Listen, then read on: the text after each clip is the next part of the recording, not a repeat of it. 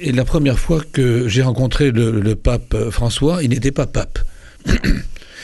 Parce que il faisait partie, comme moi-même encore, de ce qu'on appelle la congrégation pour le culte divin à Rome, qui s'occupe de la liturgie dans l'Église universelle.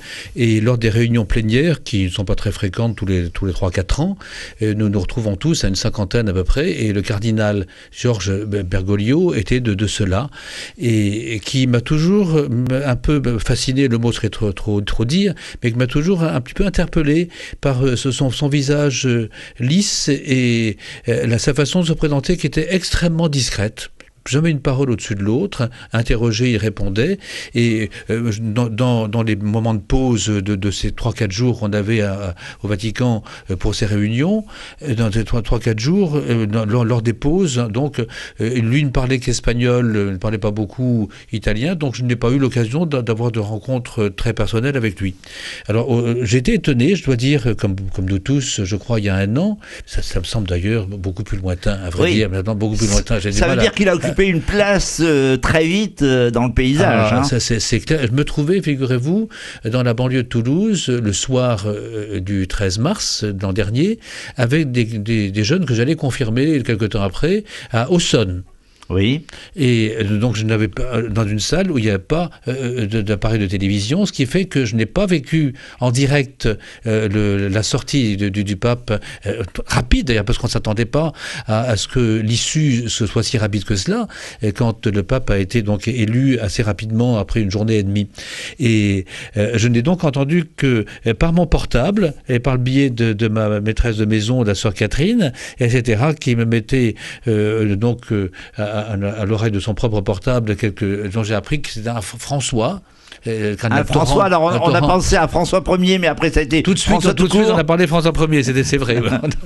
Ça m'est venu à l'esprit immédiatement aussi, mais on a vite perdu cette habitude qui commençait, et donc voir apparaître ce pape, d'ailleurs il a tout de suite montré sa liberté, puisque sur la place, parce que c'est revenu en boucle, après j'ai pu revoir évidemment la scène, et quand il s'est présenté en blanc sur le balcon donc de Saint-Pierre, pour sa premier contact, et il a pris cette grande étole lourde, mais il s'en est débarrassé très vite après, oui. Alors que la coutume était de la garder. Et surtout, le fait qu'on en garde en mémoire, c'est qu'il se soit incliné devant la foule pour demander qu'on prie pour lui, ce qu'il ne cesse de faire constamment. Il y a 4 semaines, j'étais une première fois à Rome pour la soutenance de thèse d'un père de notre diocèse, le père Emmanuel Casanave, à l'Angélicum, et je logeais à Sainte-Marthe. Et c'était le jour de la Saint-Thomas d'Aquin, le 28 janvier.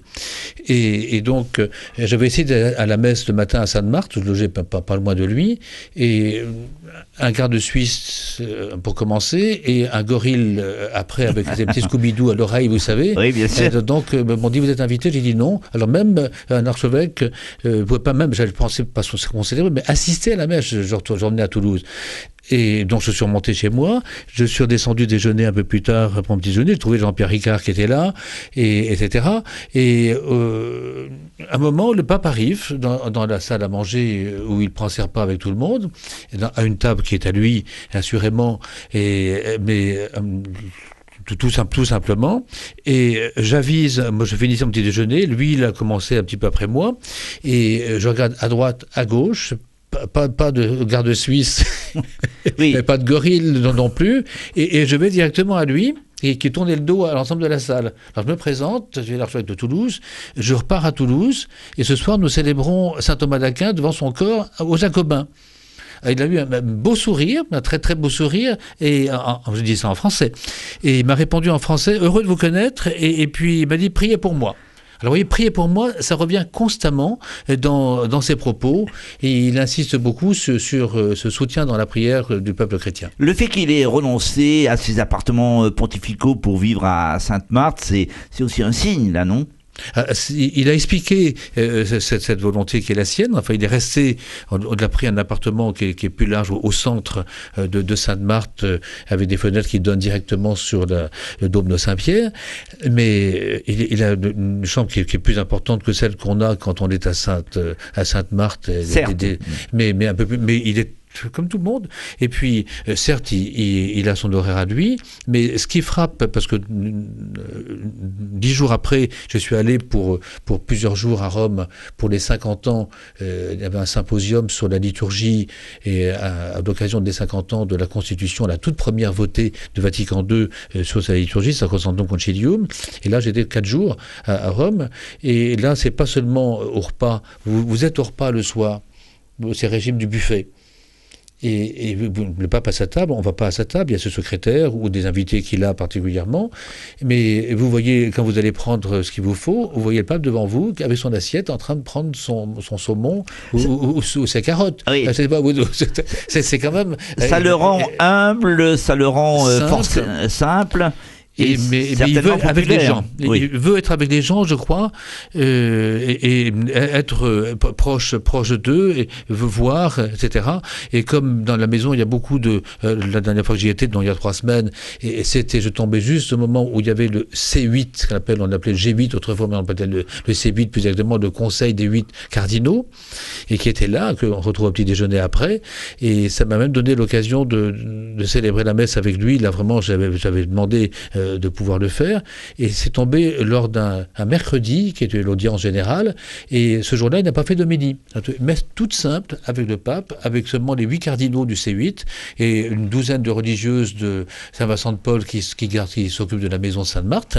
Et tout simple, après la messe, le pape revient se met dans n'importe quel des bancs ou des chaises et fait son action de grâce tranquillement avant qu'il ne salue ce qu'il a salué à ce moment-là et avant d'aller prendre son petit déjeuner. Il y a quelque chose de familier dans la présence, dans ce qui fait la vie humaine, les rencontres, les repas et la prière. C'est très, très impressionnant. L'info de votre région, en direct avec Jean-Pierre Allot. Il y a un an, jour pour jour, le pape François prenait les rênes véritablement de l'Église catholique. Et pour en parler, pour commenter cette première année de pontificat, j'ai invité donc Monseigneur Robert Le Gall, l'archevêque de Toulouse. Vous avez commenté tout à l'heure, Monseigneur, combien les relations étaient simples et l'humilité donc du pape. Direct. Et il est temps de faire un premier bilan, il ne sera pas exhaustif. Qu'est-ce qu'on peut retenir de cette première année du pape à Rome ? Souvent, on a exprimé cette succession dans la continuité, certes, avec le pape Benoît XVI, sous les expressions de changement, non pas de fond, mais de manière. Et d'ailleurs, lui-même a employé cette formule à plusieurs reprises, et sa manière d'être et de faire est certainement très différente de ses prédécesseurs. D'ailleurs, en Église, quand on se succède dans les charges et ailleurs d'ailleurs, quand on n'est pas des clones, et je ne suis pas Monseigneur Marcus, et mon successeur sera différent. Certainement. Donc, on a une mission, et chacun l'exerce avec la personnalité qui est la sienne, dans la mesure où on l'a fait servir justement à ce pourquoi on a été élu ou nommé. Il est plus proche d'un Jean-Paul II en tant que communicant que de Benoît XVI. C'est exact. Je dirais au passage que chapeau, ou calotte ou mitre si vous préférez, chapeau pour le pape Benoît XVI, parce que depuis un an, il vit une vie cachée assez extraordinaire, et priant pour son successeur, qui l'a fait venir, qui a demandé de venir lors de la création des nouveaux cardinaux à Rome il y a une quinzaine de jours, et qui, lorsqu'il s'est approché de lui, il était de blanc, il a soulevé sa calotte, comme on fait d'habitude quand on salue le Saint-Père, et donc pour lui manifester son respect. Mais cette présence discrète dans les jardins du Vatican du pape Benoît XVI, c'est quelque chose qu'on ne doit pas oublier. oublié. Et qui est quelque chose de fort, montrant face à toutes les responsabilités qu'on peut avoir, cette liberté d'avoir pour la première fois, il y a une toute première fois autrefois, c'est vrai, d'un bénédictin, un pape bénédictin, mais sur la tombe duquel d'ailleurs le pape Benoît XVI avait étalé son grand pallium au début de son pontificat.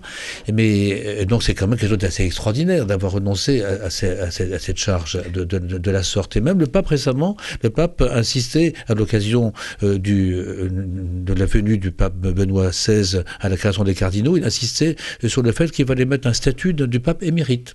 Oui. Ça a été dit comme ça. Donc voilà je voulais pas. On referme la parenthèse de Benoît XVI. Benoît XVI, c'est lui qui m'a nommé à Toulouse. Donc je garde un respect extrêmement profond pour lui. Et en plus, il avait choisi le prénom de Benoît. Oui. Donc ça ne dérange rien. Alors, quant au pape François, évidemment tout de suite, sa manière, j'ai évoqué tout à l'heure à propos de son premier geste sur le balcon de Saint-Pierre, quand il s'est incliné pour solliciter la prière du peuple de Dieu. Il paraît que c'est une coutume quand nous sommes allés à Rio de Janeiro au mois de juillet dernier pour la Journée mondiale de la jeunesse. On a appris qu'il y a des coutumes brésiliennes ou d'Amérique du Sud qu'on ne connaît pas et que, comme celle-là, par exemple, de s'incliner devant les personnes dont on demande la prière ou l'aide de la prière. Donc, ce premier geste était important, mais un autre geste, on l'évoquait tout à l'heure aussi, c'est sa décision de rester à Sainte-Marthe, qui est une maison d'accueil normalement pour les évêques qui passent et d'autres personnes, des laïcs peuvent y être admis aussi, mais ça a été construit pour que les évêques et les cardinaux y soient pendant le conclave. Alors, cette maison-là. Et donc, il a décidé, c'est une décision qui est assez neuve et nouvelle, c'est un nouveau style c'est un nouveau style, de manière d'être, on va dire, de gouvernance. Complètement. Sur les grands sujets de société, il s'est voulu rassembleur. Il a dit qui suis-je pour juger à propos des homosexuels. Oui, c'est exact. Et voilà. Et ce signe d'ouverture, il est palpable aujourd'hui. Il est palpable tout récemment. Vous savez qu'il y a eu le consistoire donc pour la création d'une vingtaine de cardinaux. Et il y a 2 jours, j'étais à Paris pour une réunion qu'on a 2 ou 3 fois par an. On a une réunion des archevêques métropolitains, on est 15 en France, oui. Avec le conseil permanent. Et parmi les 15 archevêques, il y a 3 cardinaux, ceux de Paris, de Lyon et de Bordeaux, comme vous savez, et l'un des sujets qu'on a évoqué dans cette journée, c'était celui de la famille, et donc le fameux synode sur la famille que le pape a choisi de convoquer en octobre, sur 2 phases, octobre 2014 et octobre 2015. Et ce sujet rejoint des questions de société qui ont été et sont débattues en France, comme vous savez, et ailleurs, mais en France particulièrement. Et Rome, quand on était à la visite à Limina à la fin 2012 à Rome, il y a donc un peu plus d'un an et demi maintenant, Rome était très impressionné par la réaction des catholiques par rapport à ces phénomènes de société. On ne s'attendait pas à ça. Et donc tout n'est pas résolu. Il y a eu des réactions diverses et inverses par rapport à la position de l'Église. Mais le pape avait été extrêmement clair sur le sujet du mariage pour tous, là, quand il était archevêque, on le sait bien, de Buenos Aires. Et maintenant, il laisse poser des questions. Et lors des interventions des cardinaux, dans les journaux on en parlait déjà, et puis nos frères archevêques en ont dit quelques mots l'autre jour, et le sujet a surtout porté sur les divorcés mariés. C'est une question délicate. Mais les cardinaux disaient qu'ils avaient pressé un peu leurs confrères de l'Est ou d'autres pays du monde, parce que la question ne se pose pas du tout de la même manière là-bas. Alors on est un petit peu axé là-dessus, et la question est difficile, douloureuse, délicate, c'est clair, mais il ne faut pas que ces réflexions sur la famille se cantonnent sur cette question délicate. Et vous voyez, donc il est attentif. Le fait, le centre de gravité de l'Église s'est déplacé. C'est évident. On l'attendait sur la réforme de la curie.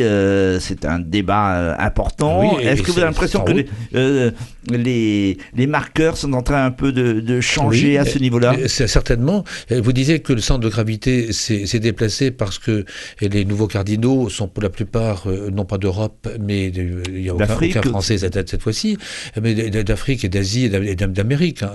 Et donc l'équilibrage et les membres du C8, des 8 cardinaux qui l'entourent régulièrement tous les 3 mois pour des questions relevant du gouvernement de l'Église, de la gouvernance de l'Église en général, sont de continents différents.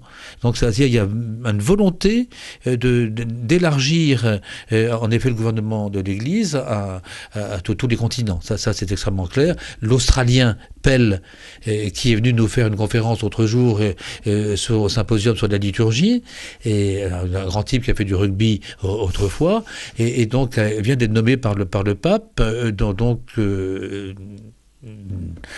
directeur, je ne sais pas comment dire, ou de supérieur, ou bien en tout cas le responsable d'un nouveau dicastère sur des questions économiques et financières. Et entouré de 7 ou 8 autres cardinaux, dont Jean-Pierre Ricard, notre Bordelais, voisin de Juppé. Oui. si je puis dire. Absolument. Ouais. Et donc, des choses changent. On parle à Rome, j'ai entendu parler quand j'y étais, parce que quand j'y étais il y a 15 jours, 3 semaines, il y avait non seulement ces 8 qui étaient là, mais les cardinaux arrivaient pour la nouvelle création d'une vingtaine d'entre eux. Et on entendait des bruits de couloir, et puis on commentait des actes même du pape. Et en effet, on parle d'un regroupement des dicastères, et il y aurait plusieurs grands dicastères, et à côté desquels se situeraient ce qu'on appelle maintenant les conseils. Enfin, là, les choses sont en route, ne sont pas encore constituées, mais vous pensez bien que ça demande beaucoup de discussions, et ça ne fait pas l'avis de tout le monde, ça ne fait pas l'avis unanime favorable à la curie actuellement. Donc les choses sont en train de changer peu à peu. Néanmoins, on a l'impression qu'il y a un message constant chez le pape François. Les pauvres sont au cœur de ses préoccupations. C'est extrêmement fort. Son message de carême porte là-dessus et rejoint, j'ai fait un éditorial dans notre Foi et Vie ici à ce sujet, et donc rejoint profondément ce qu'on avait mis en place auparavant d'ailleurs nous-mêmes, le Diaconia 2013, vous savez, cette grande réunion qui a eu lieu sur le pont de l'Ascension l'année dernière en 2013 à Lourdes. Nous étions quand même un peu plus de 10 000 se réunis là-bas, et dans laquelle réunion, ce qu'il dit lui-même dans son message de carême, et il ne s'agit pas de porter secours ou de nous pencher vers les pauvres, mais de faire des pauvres des acteurs de l'évangélisation, de les situer non pas comme bénéficiaires d'une charité, entre guillemets, de nos communautés, mais d'aller beaucoup plus loin, c'est-à-dire... Acteurs-passeurs. Acteurs, vraiment passeurs, et acteurs avec leurs paroles propres, paroles de pauvres, on a beaucoup insisté là-dessus à Lourdes aussi, dans Diaconia 2013. Donc, ils nous demandent de sortir, un mot qu'ils prononcent constamment, outre de prier pour moi, c'est « sortez ». Il faut sortir. Il avait dit dans une congrégation générale avant le conclave, déjà sortir vers les périphéries extérieures. Vous savez, c'est un rengaine presque qui est la sienne. C'est-à-dire lui aller au cœur des favelas, il vous invite à aller dans les paroisses. Ce qu'il fait lui-même. Vous savez, le jeudi saint, un peu de temps après son élection, quelques semaines après, il a voulu le jeudi saint laver les pieds dans une prison de jeunes à Rome.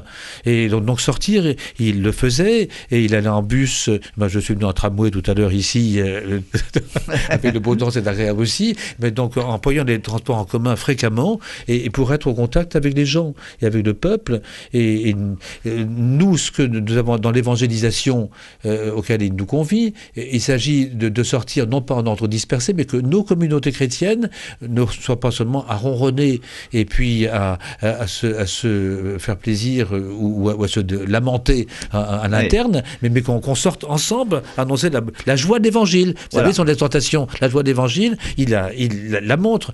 J'admire son sourire, parce que la même matinée où j'ai célébré la messe avec lui de manière extrêmement discrète, il était à l'audience générale, et à la fin, il salue tous les évêques. On était nombreux, on était une vingtaine ce jour-là. Et comment arrive-t-il à garder le sourire, à garder sa présence? C'est vrai de tous les papes, mais enfin, et il a une qualité de sourire et de simplicité qui émeut. On a bien compris que les ors du Vatican, ça l'intéresse pas, les pourpres non plus. Hein, voilà. Vous le catalogueriez comme un pape progressiste à tout prix? Non, j'aime pas ces adjectifs-là qui sont pas justes, je crois, qui sont empruntés à la politique ou bien à d'autres sphères. Mais progressiste, non, c'est pas le mot juste. Je pense que la tradition chrétienne, avec des hommes qui sont forcément différents, est en effet en constante avancée. Oui, avançons, sortons.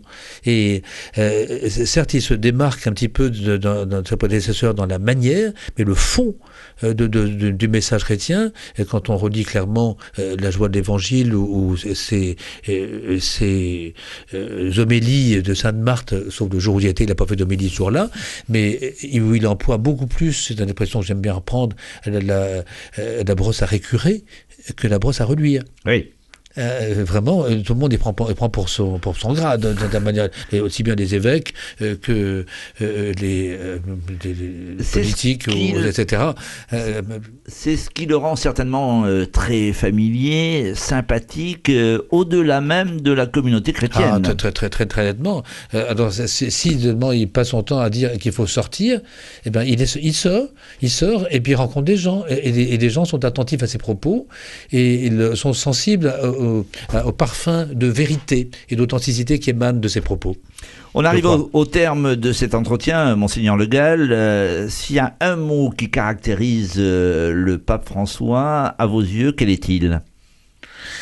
Simplicité et j'ajouterai un adjectif évangélique. Simplicité évangélique. Merci, Monseigneur Le Gall, d'être venu au micro de Présence pour marquer avec joie. Ce premier anniversaire. Et vous reviendrez pour évoquer, bien sûr, bien d'autres sujets qui animent. Avec plaisir, comme on dit dans notre belle ville. Merci beaucoup. Il est 7h46.